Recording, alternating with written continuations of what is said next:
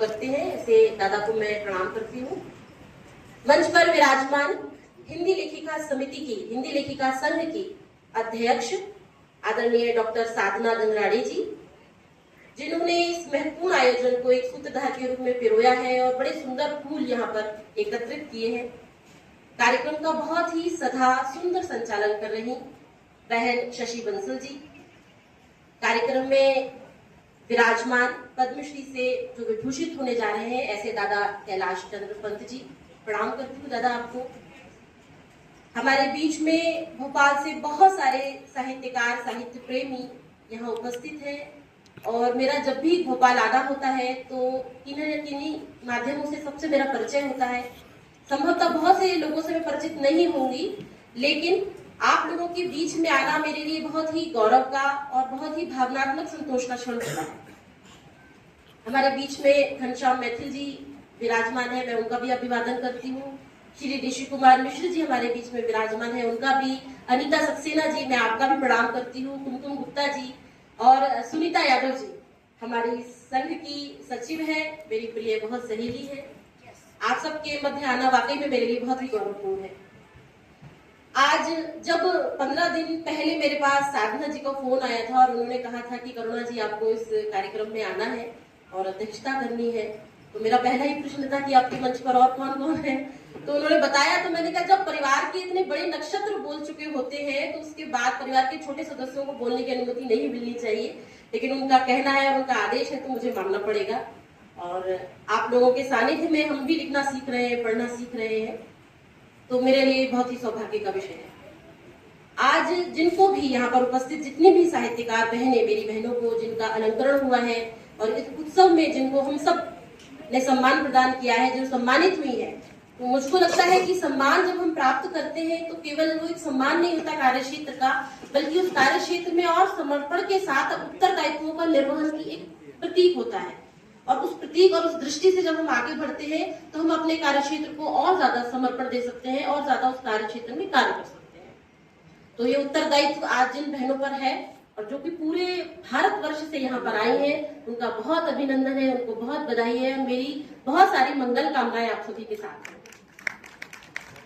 दादा ने यहाँ जो बहुत अच्छी बातें रखी, स्त्री लेखन और स्त्री जीवन, तो निश्चित ही इसी बात को मैं आगे बढ़ाऊंगी, बातों को दोहराव नहीं, क्योंकि 2.5 घंटे से सारी बहनें यहाँ बैठी हुई है और अब सब चाहते हैं कि भाई अब कार्यक्रम समापन की ओर जाए और सब लोग मिले जुले भोजन करें और फोटो खिंचवाएं।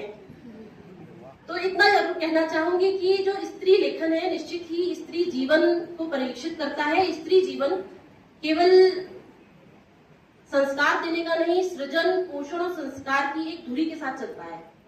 और जब स्त्री सृजन, पोषण और संस्कार करती है और जब फिर स्त्री लेखन करती है तो ये निश्चित ही उसके लेखन में केवल, और ये भी नहीं कह सकते हम कि केवल जो ये उपलब्धि है लेखन की, स्त्रियों की, महिलाओं की आधुनिक उपलब्धि है, बल्कि मैं समझती हूँ कि भारतीय मूल चेतना के जो स्वर है उसका मुखरता है ये उसकी। जो आज स्त्री लेखन कर रही है, जो महिलाएं आज लेखन कर रही है, वो जिस भी विधा में कार्य करती है, ये एक लंबी सतत प्रक्रिया है, एक लंबी आहुति है हमारे जीवन की। यदि पुरुषों ने इतिहास लिखा है तो महिलाओं ने अनुभव लिखा है, महिलाओं ने अनुभव दिया है। और निश्चित ही मानिए कि इतिहास से ज्यादा स्थायी अनुभव होता है, इतिहास से ज्यादा स्थायी अनुभव होता है। और उस अनुभव के आधार पर, क्योंकि दादा ने भाषा की बात करी, डॉक्टर संतोष चौबे जी ने भाषा की शुचिता की भी बात करी, तो निश्चित ही जब वो इतिहास और वो अनुभव हमारे सामने, हमारे साथ में आता है और वर्तमान में परिलक्षित होता है, तो भावी पीढ़ी के लिए साहित्य केवल दर्पण नहीं रह जाता, साहित्य दीपक बन जाता है। और उस दीपक का उजाला जैसे जैसे आगे चलता है, भविष्य की पीढ़ी वैसे वैसे आगे बढ़ती जाती है। मैंने एक जगह कहीं पढ़ा था कि हमारे बहुत बड़े बांग्ला के उपन्यासकार रहे शरदचंद्र चट्टोपाध्याय, वो बहुत बड़े उपन्यासकार रहे और बहुत अच्छे उपन्यास उन्होंने हमारे देश को दिए। तो उनसे किसी ने एक साक्षात्कार में पूछा था कि ये बताइए शरद दादा कि आप हमेशा महिलाओं को अपने उपन्यास में रोता बिलखता क्यों दिखाते हैं, आपकी नायिकाएं रोती बहुत हैं। तो उन्होंने ये कहा कि जिस दिन आप अपने घर की नायिकाओं को रुलाना बंद कर देंगे, मैं उपन्यास में नायिकाओं को रुलाना बंद कर दूंगी।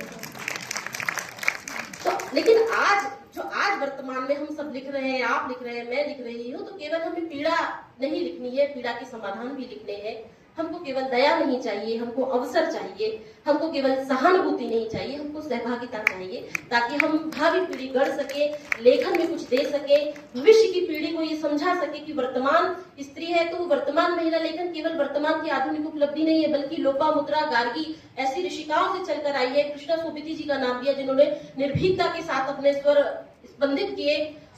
सुभद्रा कुमारी चौहान, जो कि राष्ट्र और नारी के स्वर को एक साथ समानता संतुलन के साथ लेकर चलती हैं। और महादेवी वर्मा जी का तो नाम ही क्या, उन्होंने तो स्त्री के जीवन को जितनी मुखरता से रखा है और मौन को भी स्वर दिया है, स्वर को भी मौन रखा है। तो वो आपसी संतुलन को जब हम पढ़ते हैं, देखते हैं, तो हमें एहसास होता है कि हम जिस परंपरा को और जिस लेगेसी को आगे लेकर जा रहे हैं, उसका कार्यभार, उसका दायित्व हम सबके कंधों पे बहुत ज्यादा है।